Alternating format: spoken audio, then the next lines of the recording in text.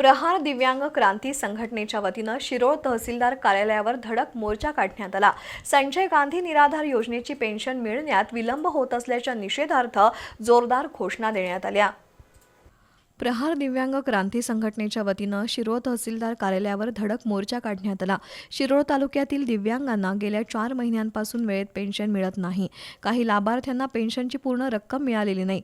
कुणाच्या बँक खात्यावर 1500 रुपये तर कुणाला केवळ 500 रुपये मिळाले आहेत असा आरोप प्रहार दिव्यांग क्रांती संघटनेनं केलाय। संबंधित विभागाकडून समाधानकारक माहिती मिळत नाही।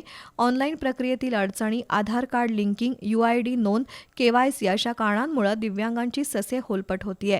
तहसीलदार कार्यालयातील काही अधिकारी आणि कर्मचारी दिव्यांगांशी उद्धट वागतात असा आरोप करण्यात आलाय।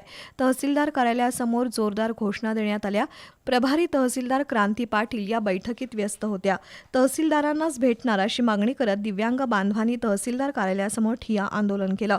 आंदोलनात शहीद पिरजादे, भीमराव पाटील, सचिन चौगुले, गौस बागवान, प्रदीप आयगोळे, नारायण लोखंडे, अनिल पाथरवट, वसंत गावडे, सौरभ पाटील, राणी गवळी, सुनीता पाटील, हसन चिकोडे, रोहिणी कांबळे, बबिता कांबळे, देवाताई कांगले यांच्यासह दिव्यांग बांधव सहभागी झाले होते।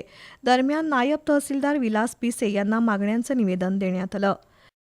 आमचे शिरोळ तालुक्यातील सर्व दिव्यांगांची पेन्शन वेळेवर यावी आणि दुसरी गोष्ट म्हणजे दिव्यांग विभागातील आपल्या शिरोळ तालुका संजय गांधी विभागामध्ये व्यवस्थित आपल्याला उत्तरं दिली जात नाहीत आणि व्यवस्थित दिव्यांगासाठी वागणूक व्यवस्थित दिली जात नाही।